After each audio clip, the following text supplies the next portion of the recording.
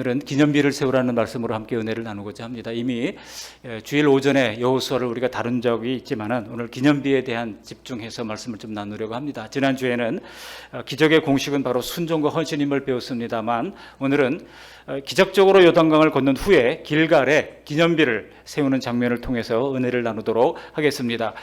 이스라엘 백성들이 요단강을 건너기를 마치자 하나님은 여호수아에게 기념비를 세우라고 명령을 내리십니다. 우리 2절 말씀, 2절, 3절 말씀 같이 한번 읽어보실까요? 2절, 3절입니다.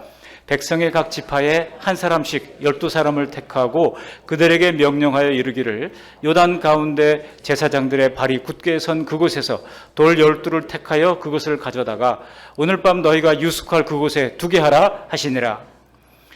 여러분 12사람이 가서 12개의 돌을 건져 올렸습니다. 뭘 건져 주웠겠죠. 왜냐하면 물이 말랐을 테니까요. 그렇지만은 굉장히 두려운 일이었을 겁니다. 그들은 하나님의 명령대로 먼저 12지파에서 한 사람씩을 택합니다. 돌을 지고 갈 사람이어야 되니까 아마도 허리가 튼튼한 건장한 사람들을 아마 선택을 했을 겁니다.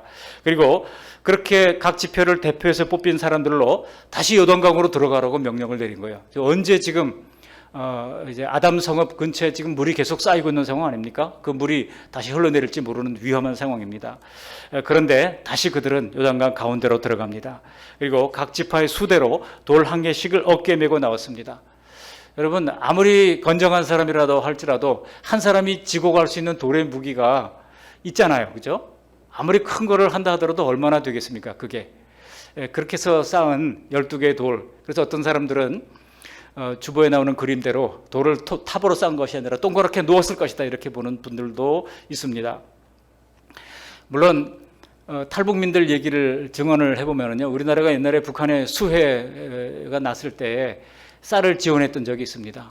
그런데 그 쌀을 옮길 수 있는 지게차라든지 기기가 부족한 거예요. 그래가지고 그 중간에 간부가 꾀를 냈습니다. 이거를 이제 옮겨가는데 다른 한 곳에서 다른 곳으로 옮겨다 쌓아야 되는데 순전히 등짐으로 쌓아야 되잖아요. 그런데 이거를 가져가면 옮기는 거에 10%를 주겠다 그런 약속을 한 거예요. 그러니까 한 사람이 쌀을 지는데 100kg까지 지고 가더래요. 여러분 100kg면 한 가마가 넘지 않습니까? 그 비쩍 마른 북한 사람들이 먹지를 못해가지고 그걸 지고 가더라는 거예요. 오늘은 막 그런 상황이 아니겠습니다만 아무리 많이 진다 하더라도 그저 7, 80kg 정도 많아야 끼케야 그 정도 돌을 지고 나오지 않았을까요? 그렇게 돌아와서 그들은 기념비를 세웁니다. 근데 어디에 세웠습니까? 여기 8절 하반절에 보면 요단 가운데서 돌 12를 택하여 자기들의 유숙할 곳으로 가져다가 거기에 두었다라고 그랬어요. 유숙할 곳에 세웠다는 겁니다. 이스라엘 백성들이 유숙했던 곳은 어디입니까? 요단강을 건너서 가나안 땅, 약속의 땅 제일 첫 번째로 만난 곳이 바로 길갈이라는 곳이었습니다. 그 길갈이라고 하는 뜻이 뭐라고요? 길갈이라고 하는 뜻은 굴러가다라고 하는 뜻입니다. 애굽에서 430년 동안 종노릇했던 그 수치를 하나님께서 굴러가게 하셨다. 그래서 길갈이라고 이름을 붙인 겁니다. 그리고 그 길갈에다가 첫 번째 진을 치면서 그곳에 요단강 강바닥에서 건져 올린 12개의 돌을 세우게 된 겁니다. 이스라엘 백성들은 길갈에 진을 치고 요단에서 가져온 12돌을 기념비로 세웠습니다. 그러면 하나님은 왜 기념비를 이처럼 유숙할 곳에 세우라고 했을까요? 여러분 유숙할 곳은요, 사람들이 오가면서 자주 볼 수 있는 곳이기 때문입니다. 에덴 동산에서 선악과 나무와 생명나무가 어디에 있었다고요? 동산 중앙에 있었다고 그러지 않습니까? 왜 그렇습니까? 자주 볼 수 있는 곳이기 때문입니다. 기념비 역시 마찬가지로 사람들이 쉽게 잘 볼 수 있는 곳에 세우라고 한 겁니다. 우리 교회도 벽면에 여러 가지 그림도 있고 사진도 있고 있습니다만 잘 볼 수 있는 곳에 좋은 그림을 우리가 거는 것처럼 그 기념비 역시 사람들이 출입하면서 바라볼 수 있는 곳에 세우라고 한 겁니다. 왜냐하면 그것을 볼 때마다 하나님의 행하신 놀라운 기적적인 일들을 잊지 않고 항상 기억하도록 하기 위함이었던 겁니다. 그러면 하나님이 언제 기념비를 세우라고 하셨습니까? 여기 3절 하반절에 보시면 이렇게 말씀하고 있습니다. 우리 화면을 함께 읽어보실까요? 돌 12를 택하여 그것을 가져다가 오늘 밤 너희가 유숙할 그곳에 두게 하라 하시니라. 언제 세우라고 그러셨어요? 오늘 밤 그랬어요. 그러니까 요단강을 건넌 바로 그날 밤에 유숙할 그곳에 돌을 세우라고 한 겁니다. 그날 바로 오늘 밤에 기념비를 세우라고 한 겁니다. 왜 그랬을까요? 여러분 내일 세워도 좋지 않았을까요? 얼마나 바빴겠습니까? 돌아와서 이제 천막도 쳐야 되고 또 수경지도 만들고 또 사람들에게 먹을 것도 만들어야 되고 여러 가지 할 일들이 많았을 겁니다. 그런데 여러분 시간이 지나면 중요한 사건들이 자꾸 우리 속에서 뇌리에서 잊혀지기 마련입니다. 여러분 이스라엘 백성들이 홍해를 건넜을 때 하늘에서 만나와 메추라기가 내려오자 사람들은 춤을 추면서 기뻐했습니다. 그런데 채 사흘이 지나지 않아서 물이 마르니까 사람들이 하나님을 원망하지 않았습니까? 소위 무리바물 사건이 일어나게 됐던 겁니다. 언제 그랬는 듯이 하나님을 원망하며 하나님을 불평했습니다. 사람은 조금만 지나면 다 잊어버립니다. 그러나 서운한 것, 상처받은 것은 평생 안 잊혀집니다. 그래서 얘기하고 또 얘기하고 그래요. 부부싸움 하다 보면은요, 남편들은 다 잊어버리는데 아내는 30년 전부터 어떻게 그렇게 차곡차곡 기억에 새겨두고 있는지 말이죠. 그러니까 뭐 남자들이 뭐 싸움이 안 되는 거죠. 다 그냥 초반에 KO되고 마는 겁니다. 여러분, 반면에 은혜는 너무나도 쉽게 잊습니다. 여러분 혹시 감사할 일이 있다 그러면, 하나님 앞에 감사할 일이 있다면 나중으로 미루지 마시기 바랍니다. 지금 감사하시기 바랍니다. 우리 옆 사람에게 한번 얘기하실까요? 지금 감사합시다. 시작. 지금 감사합시다. 아멘. 여러분 사랑을 표현할 때도 지금 해야 합니다. 헌신도 마찬가지입니다. 나중으로 미루지 말고 하나님이 어떤 마음을 주셨을 때, 생각을 주셨을 때 지금 헌신해야 하는 것입니다. 내일은 나의 시간이 아니에요. 내일 일은 난 몰라요 하지 않아요. 그런 찬양처럼 내일 일은 다 주님의 시간인 것입니다. 시간이 흐르고 나면 모든 것이 다 잊히기 마련인 것입니다. 그래서 하나님은 더 시간이 지나가기 전에 바로 오늘 밤, 가장 분주한 그 오늘 밤 먼저 기념비를 세우라고 말씀했던 겁니다.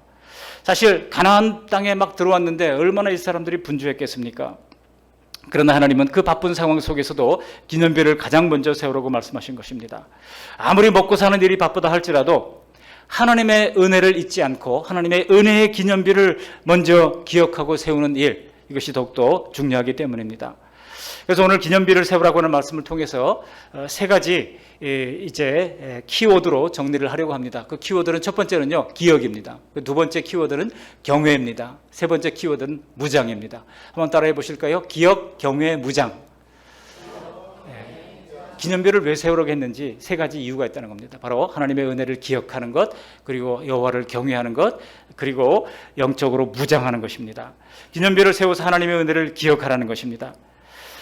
하나님이 기념비를 세우라고 하신 이유가 바로 먼저 은혜를 잊지 않도록 하기 위해서라고 하는 것입니다. 오랜 시간이 흘러서 너희 자손들이 이 돌들에 무슨 의미가 있습니까? 물을 때에 이렇게 답변하라고 얘기하시잖아요. 우리 7절 말씀 함께 읽어보실까요? 7절입니다.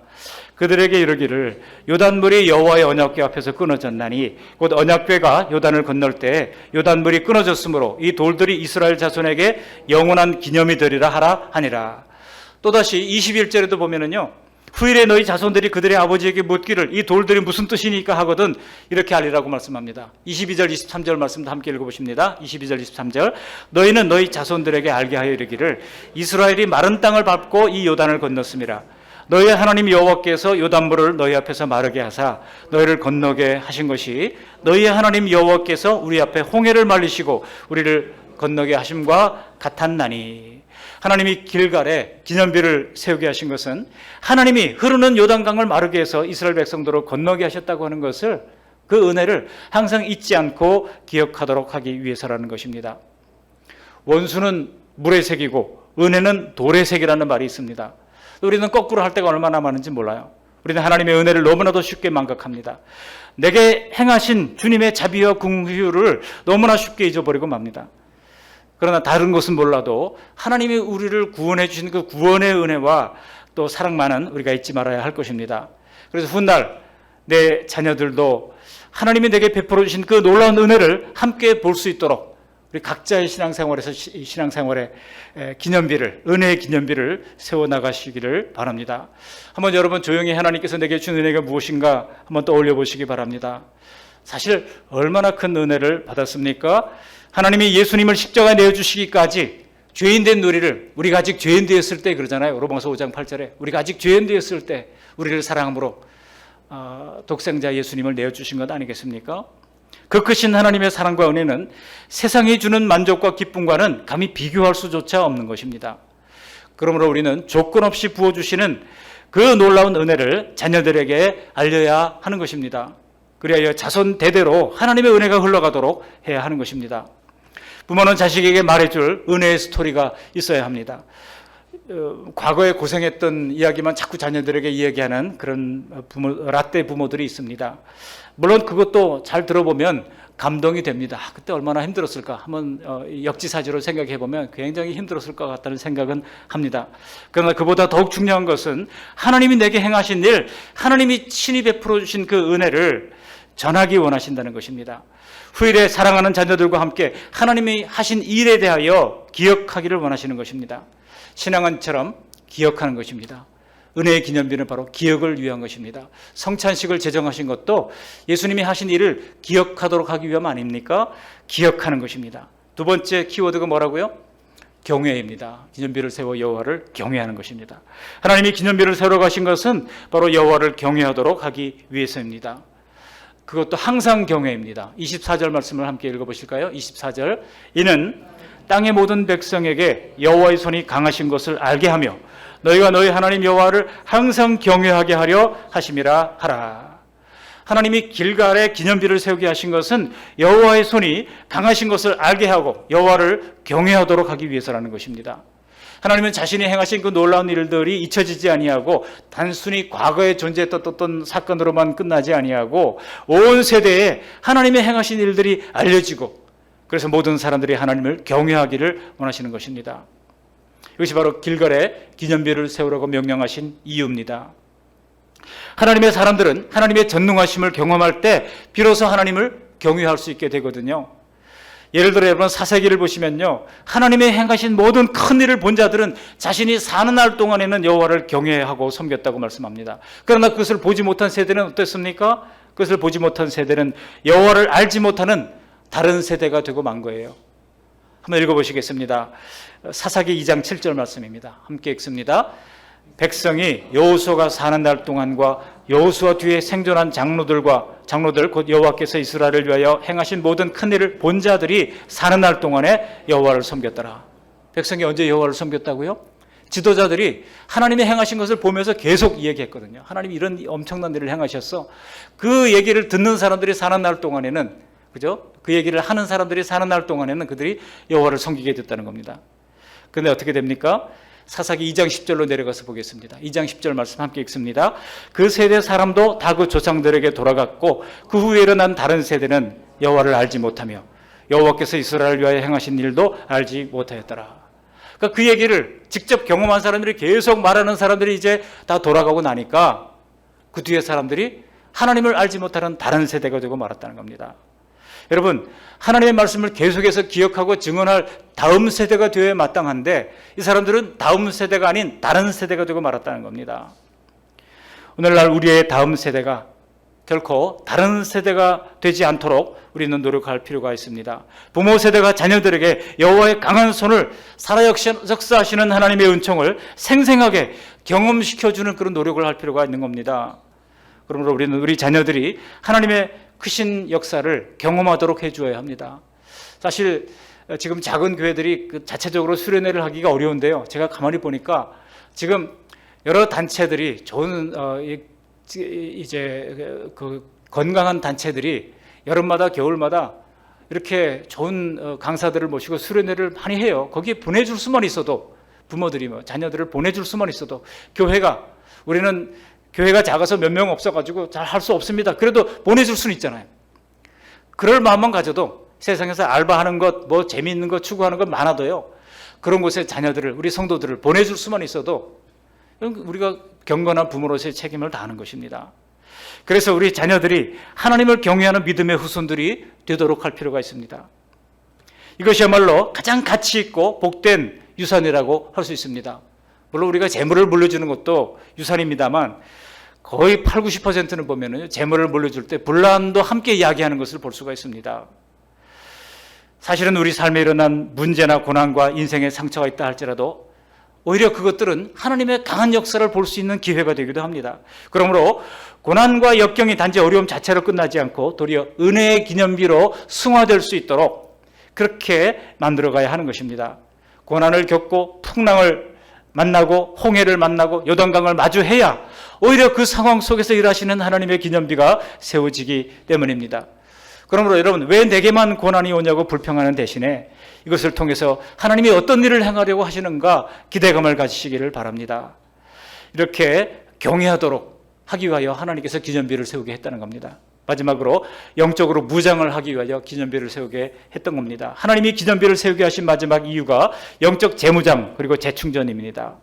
하나님의 이스라엘 백성들에게 수많은 기적을 행하셨습니다. 애굽에서 10가지 재앙을 내리셨잖아요. 출애굽 시대에는 홍해를 건너게 하셨잖아요. 40년 광야를 지나면서 그들은 이제 물이 없다고 그럴 때 반석을 쳐서 물을 내게 하셨고 만나와 메추라기를 내려서 먹이셨습니다.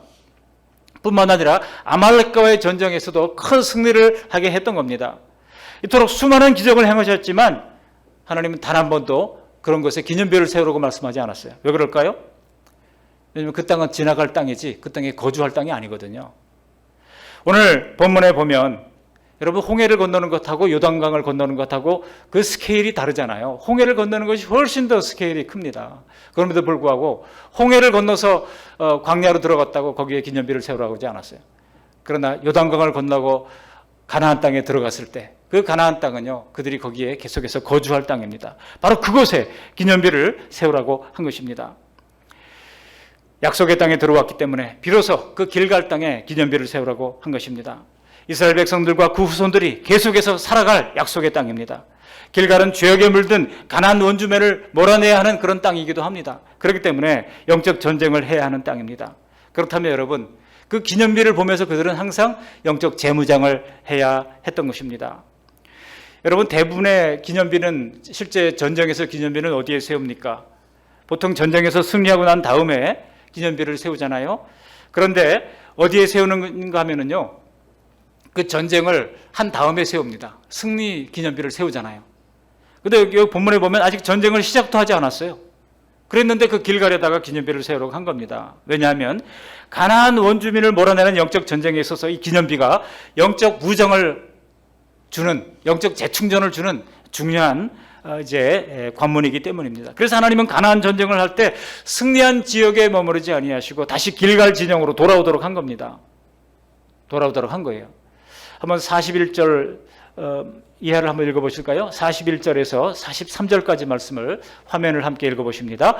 여호수아가 또 가데스 바네아에서 가사까지와 온 고센 땅을 기브온에 이르기까지 치매 이스라엘의 하나님 여호와께서 이스라엘을 위하여 싸우셨으므로 여호수아가 이 모든 왕들과 그들의 땅을 단번에 빼앗으니라. 여호수아가 온 이스라엘과 더불어 길갈 진영으로 돌아왔더라. 가데스 바네아는 최남단입니다. 그리고 고센 땅은 이제 거의 이집트와 가까운 그런 땅입니다. 그래서 또 기브온은 어디입니까? 기브온에 이르기까지. 기브온은 북쪽입니다. 이렇게 여호수아의 군대들이 거의 땅을 차지했다는 거예요. 그러면서 그들이 묵었던 수경지가 어디입니까? 다시 길갈로 돌아왔다는 겁니다. 왜 그렇습니까? 여러분, 전쟁 상식으로 하면은요, 한 지역 전투에서 승리하면 그 승리한 지역에 머물면서 그것을 평정해야 하는 겁니다. 그래야 다시 그 땅을 뺏기지 않고 다음 목표지로 전진할 수 있는 겁니다. 그러나 여호수아와 이스라엘 백성들은 어떻게 했습니까? 다시 길갈로 돌아와서 그것에 묵어야 했습니다. 왜 그랬을까요? 이 부분이 참 궁금했어요. 근데 여러분, 묵상하는 가운데 생각했던 것은 다시 길갈로 돌아와서 그 기념비, 길갈의 기념비를 통해 가지고 하나님이 하신 일을 보게 하도록 하신 것입니다. 영적 충전과 재무장을 할 수 있도록 하나님께서 기념비가 있는 바로 그 길갈로 돌아오도록 한 것입니다. 홍해를 가르고 요단을 건너게 하신 전능하신 하나님이 우리와 함께 하신다면 이제 나머지 아직 이제 뺏지 못한 모든 땅들도 다 차지할 수 있을 것이라고 하는 그런 용기와 그런 담대함을 그들이 기념비를 보면서 얻게 됐던 겁니다. 기념비를 보면서 하나님의 은혜를 묵상하고 기념비를 보면서 하나님의 약속의 말씀을 붙들었을 겁니다. 여러분, 이것이 바로 영적 재무장이요 영적 재충전인 것입니다. 사랑하는 성도 여러분, 하나님의 사람은 언제 강해질까요? 하나님의 은혜를 깨달을 때 강해집니다. 하나님의 은혜에 감동될 때 강해집니다. 하나님의 은혜에 감동되어 부르는 찬양은요, 힘이 있고 또 능력이 있습니다. 그 말씀을 듣는, 찬양을 듣는 사람들로 감동이 있는 겁니다. 여러분, 누가 강한 자일까요? 바로 하나님의 은혜를 아는 자가 강한 자입니다. 이것이 바로 영적 강자의 조건인 것입니다. 그래서 사도 바울이 디모데에게 편지를 할 때 이런 말씀을 남겼어요. 함께 읽어보시겠습니다. 디모데후서 2장 1절입니다. 디모데후서 2장 1절. 내 아들아, 그러므로 너는 그리스도 예수 안에 있는 은혜 가운데서 강하고, 어디서 강하라고요? 은혜 가운데서 강하고. 우리에게 권능을 부어주시는 분은 예수 그리스도입니다. 주님이 값없이 주신 그 선물, 그 구원의 은혜로 말미암아 우리는 세상을 이길 수 있는 것입니다. 그렇습니다. 영적 강자의 조건은 나를 사랑하시는 하나님이 나와 함께 하심을 믿는 것입니다. 은혜는 바로 이런 사람들의 것입니다. 말씀을 정리합니다. 전능하신 하나님의 은혜를 알면 두렵지 않습니다. 그래서 복음의 가치를 드러내는 일이라면 우리는 무엇이든지 꿈꿀 수 있고 무엇이든지 할 수 있습니다. 어두운 절망 속에서라도 역전의 은혜를 기대할 수 있는 것입니다. 모든 상황 속에서 하나님을 전적으로 신뢰할 수 있는 것입니다. 하나님의 사람은 하나님의 은혜를 깨달을 때 가장 강해집니다. 그러므로 우리 인생에도 우리 가정에도 이런 은혜의 기념비가 세워지시기를 간절히 축원합니다. 이것은요, 압살롬이 기념비를 세웠던 것처럼, 압살롬이 어떤 기념비를 세웠습니까? 자기를 위하여 기념비를 세웠다고 그랬어요. 자기를 위하여, 자기 이름을 내려고. 그런 압살롬의 기념비가 아닙니다. 나를 드러내기 위한 기념비가 아닙니다. 오직 내 인생에서 하나님의 행하신 일을 드러내기 위한 기념비입니다. 숨길 수도 없고 오히려 자랑해야 할 은혜의 기념비입니다. 그래서 우리가 우리의 후손들에게 그 기념비를 바라보면서 하나님의 위대하심, 하나님의 신실하심을 계속해서 찬양할 수 있어야 하는 것입니다. 우리가 살아온 삶에는 흔적이 남기 마련입니다. 그렇다면 지금 우리의 삶에 어떤 흔적을 우리는 남기고 있습니까?